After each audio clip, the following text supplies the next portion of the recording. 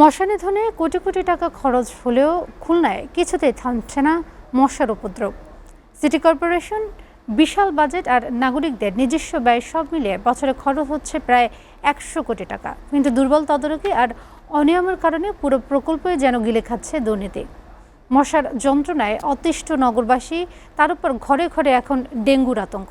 খুলনা থেকে রকিবুল ইসলাম মতির প্রতিবেদন।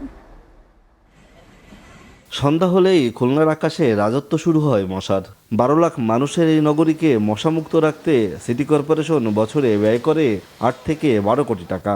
পাশাপাশি কয়েল, স্প্রে বা মশারির পেছনে নাগরিকদের পকেট থেকে প্রতিদিন যায় অন্তত 19 লাখ টাকা।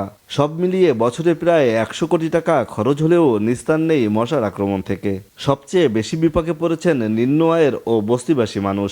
মশা তাড়াতে পরিবার প্রতি দিনে অন্তত 30 টাকা বাড়তি খরচ হচ্ছে।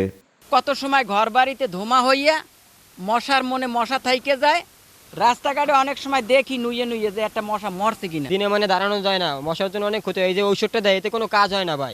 10 টাকা করে কয়েল কিনা লাগতেছে, ডেলি তো একটা হয় না, 2টা কিনা লাগে। সময় আমাদের ডেঙ্গুর হাত থেকে বাঁচার জন্য আমাদের কয়েল কিনতেই হবে। নাগরিক সমাজের অভিযোগ, কাগজে কলমে কোটি টাকা খরচ দেখানো হলেও বাস্তবে তার ছিটে ফোটাও নেই। ফগিং মেশিনের ধোঁয়া আর ওষুধ ছিটানো নামে যা হচ্ছে তা পুরোটাই এক ধরনের শুভঙ্করের ফাঁকি। এই সময় উপযোগী এটা নিয়ে তো আমি মনে করি যে এটা গবেষণা প্রয়োজন, যে এখন যে মশার যে ধরন, সেই মশার ধরন অনুযায়ী যে ওষুধ আমরা ব্যবহার করছি সেটা সঠিক কিনা, নাকি নতুন কোনো ওষুধ আমাদের ক্রয় করা প্রয়োজন। মশার এই অবাধ বিস্তারে নগরীর ঘরে ঘরে হানা দিচ্ছে ডেঙ্গু ও চিকুনগুনিয়া। হাসপাতালগুলোতে প্রতিনিয়ত বাড়ছে রোগীর চাপ। চিকিৎসকরা বলছেন এখনই বিজ্ঞানসম্মত ও কার্যকর ব্যবস্থা না নিলে পরিস্থিতি রূপ নিতে পারে ভয়াবহ মহামারীতে। আমরা জনগণ বলেন না আমাদের বলে বিভিন্ন কিছু কিছু জলাবদ্ধতা থেকেই যায়। আর আবার জলাবদ্ধতা মেনটেন যদি ঠিক মতো জলাবদ্ধতা দূর না করা হয় তাহলে মস্কিটো সেখানে সহজে প্রজনন করে, আর প্রজনন বাড়লে তখন তো ডেঙ্গু বাড়বে। এমন বাস্তবতায় সিটি কর্পোরেশনের দাবি, মশা নিধনের এই সংকট কাটাতে পুরো কার্যক্রম নতুন করে ঢেলে সাজানো হচ্ছে।